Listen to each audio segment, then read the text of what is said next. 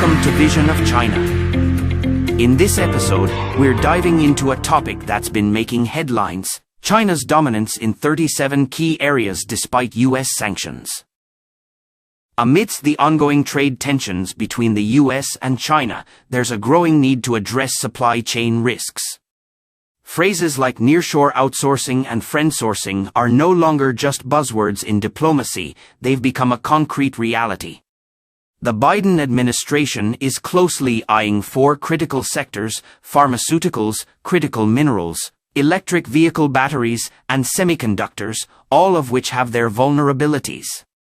The US is actively working with allies such as Japan and South Korea to diversify supply chains, but it's far from a seamless process.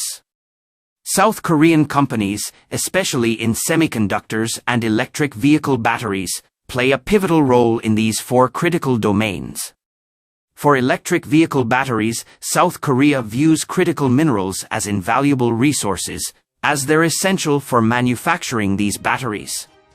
Simultaneously, China's immense demand and investments in these areas have established a formidable presence. Being one of the world's largest markets, China is a magnetic draw for both South Korean and US businesses. Take the electric vehicle battery sector, for instance. The US doesn't hold a significant competitive edge.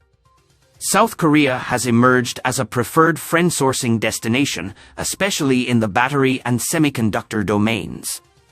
Companies like LG Energy, SK On, and Samsung SDI from South Korea hold top positions, competing fiercely with industry giants like China's CATL. However, South Korea doesn't always see eye to eye with Washington's industrial policies. Recent US legislation, including the CHIP Act and the Inflation Reduction Act, has raised concerns in South Korea. While South Korean chip manufacturers have secured exemptions for exporting chips to China, US restrictions on South Korean companies operating in China have sparked discontent. In this context, Chinese companies are actively exploring investments in South Korea's battery sector to bypass restrictions imposed by the Biden administration. They're leveraging the US-Korea Free Trade Agreement to access tax incentives. In just the first 4 months of this year, Chinese investors and Korean partners have announced investments totaling up to $4 billion in South Korea's battery industry. Meanwhile, China maintains a commanding lead in the global high-tech research and development race. Research indicates that China outperforms the United States in 37 out of 44 key domains, with China continuing to hold its position as the world's largest semiconductor market. Despite US efforts to restrict China's access to advanced tools and technology through measures like export restrictions, Chinese companies seem to have found ways to independently manufacture these hardware and software. Extensive news coverage highlights China's gradual overtaking of the United States in the technology sector. The US National Science Foundation points out that China has surpassed the United States in scientific patents and academic publications. The Australian Strategic Policy Institute goes a step further, asserting that China has outpaced the United States in 37 of 44 technological domains. Estimates from the Academic Ranking of World Universities and the American Enterprise Institute suggest that the United States could face substantial challenges to its global competitiveness in the coming years, with potential losses as high as $1 trillion. China's competitive advantages in areas like artificial intelligence, robotics, 5G communications, and nanomanufacturing are of paramount importance. This situation is indeed noteworthy, prompting the question of why China has been so successful.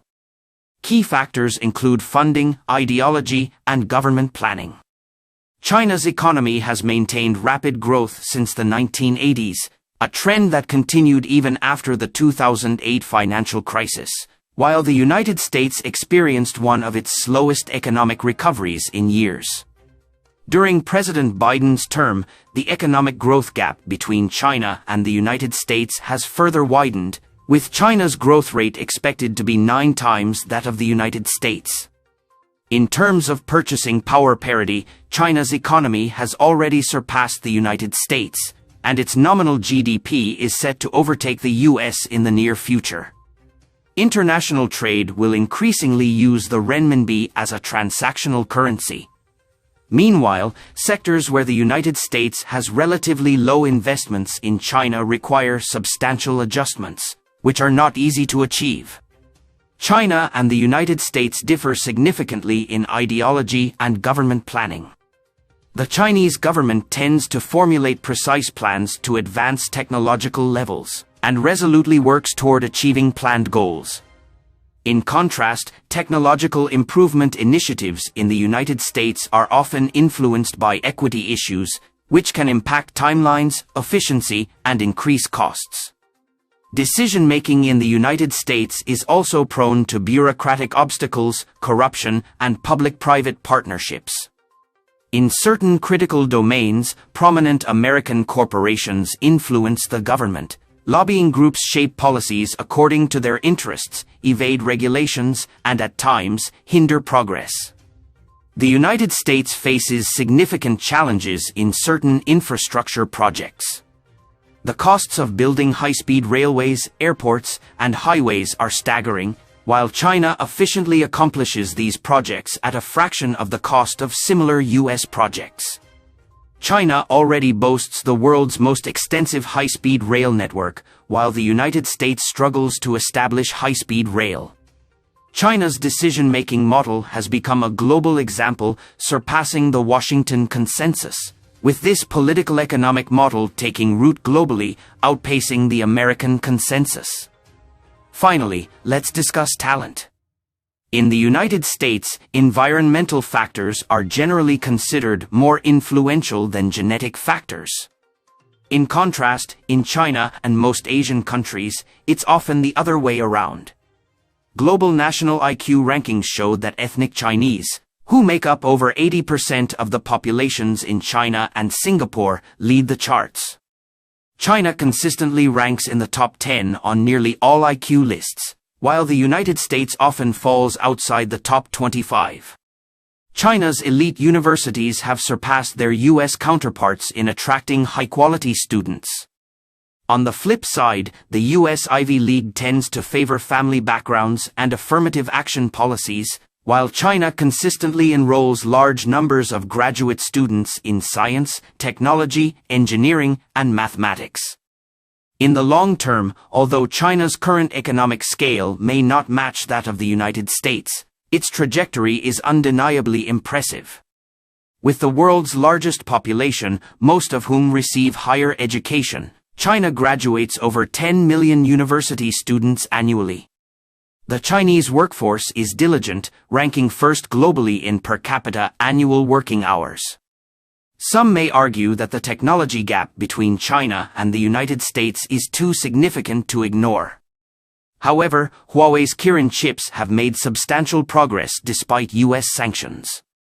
For companies that participated in the sanctions, such as Qualcomm, TSMC, and Samsung, the loss of Huawei as a significant customer resulted in noticeable performance declines.